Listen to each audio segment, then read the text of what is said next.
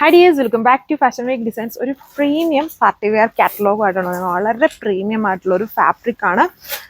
ഇതുണ്ടോ വീഡിയോയിൽ കാണാമെന്ന് അറിഞ്ഞുകൊണ്ടല്ലേ ഇത് സിൽക്കിൻ്റെ വളരെ ലൈറ്റ് വെയിറ്റ് ആയിട്ട് നിൽക്കുന്ന ടൈപ്പ് ഓഫ് സിൽക്കാണ് ഇതിൽ യൂസ് ചെയ്തിരിക്കുന്നത്. അതായത് ഭയങ്കര ഒരു എന്താ പറയുക ഭയങ്കര ഇങ്ങനെ പോളിഷ്ഡ് ആയിട്ടുള്ള പോലെ ഇരിക്കും. അതിൽ ചെറിയൊരു എന്താ പറയുക ഒരു ഭയങ്കര ഷൈനിങ് ഒക്കെ ഉണ്ട് ഈ ഒരു ഫാബ്രിക്കിന് തന്നെ. നല്ല പ്രീമിയം ആയിട്ട് നിൽക്കുന്ന ഒരു ഫാബ്രിക്കാണ്, വളരെ ലൈറ്റ് വെയിറ്റുമാണ്. അതിലെ വർക്ക് വളരെ ഹെവിയുമാണ്. ഫുൾ ഇതുപോലെ വളരെ ഹെവി ആയിട്ടുള്ള multi colour embroidery works use ചെയ്തിരിക്കുന്നു. പിന്നെ ഇതിൻ്റെ ഡാമൻ പോർഷൻ വരുമ്പം ഇത് ഹെവി കട്ട് വർക്ക്, അതിൽ മൾട്ടി കളർ വർക്ക്സ് വന്നിരിക്കുന്ന ഒരു ഡാമനാണ്. പിന്നെ അതിൻ്റെ ദുപ്പട്ടയും ആ സെയിം ഫാബ്രിക് ആണ്, അതിലും വളരെ ഹെവി ആയിട്ട് തന്നെ ഇതുണ്ട്. ഈ ഒരു കട്ട് വർക്ക് ഡിസൈൻസ് കൊടുത്തിട്ടുണ്ട്.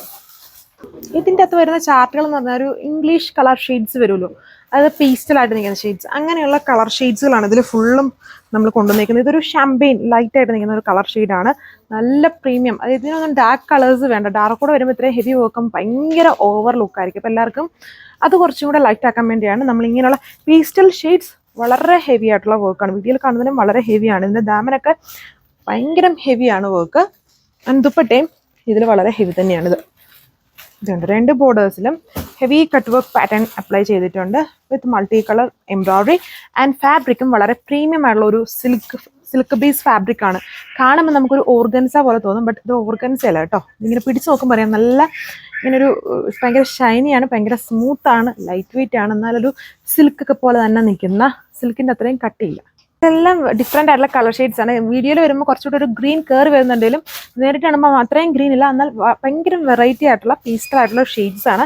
പിന്നെ ഈ ഒരു ഫാബ്രിക് അറിയാൻ എല്ലാവരും ഒന്ന് പർച്ചേസ് ചെയ്ത് നോക്കാം. നമ്മൾ ഇതുവരെയും കൊണ്ടുവന്നത് വളരെ ഡിഫറെൻ്റ് ആയിട്ടുള്ള, വളരെ ഫൈൻ ആയിട്ടുള്ള സ്മൂത്ത് ആയിട്ടുള്ള ഒരു ടൈപ്പ് ഓഫ് ഫാബ്രിക് ആണ് യൂസ് ചെയ്തേക്കുക.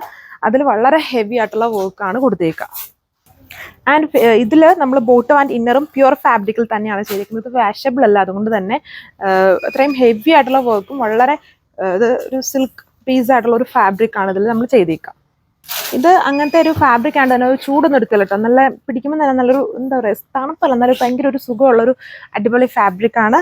ഇതാണ് എൻ്റെ ലുക്ക് വന്നിരിക്കുന്നത്. ഹെവി വർക്ക്, അടിപൊളി ആയിട്ടുള്ള കട്ട് വർക്ക് ഡിസൈൻസ് ആണ് എൻ്റെ മെയിൻ ഹൈലൈറ്റും. ആൻഡ് ഇതിൻ്റെ ഫാബ്രിക് ഒരു വെറൈറ്റി ഫാബ്രിക് ആണ്. 1980 ആണ് ഇതിൻ്റെ പ്രൈസ് വരുന്നത്. സോ വീഡിയോയിൽ കുറച്ചും കൂടെ ഡാർക്ക് ആയിട്ടാണ് വരുന്നത്, അത്രയും ഡാർക്ക് അല്ല, കുറച്ചുകൂടെ പേസ്റ്റലായിട്ട് നിൽക്കുന്ന ഒരു ബ്ലൂ ബേസ് ആയിട്ടുള്ള കളറാണ്.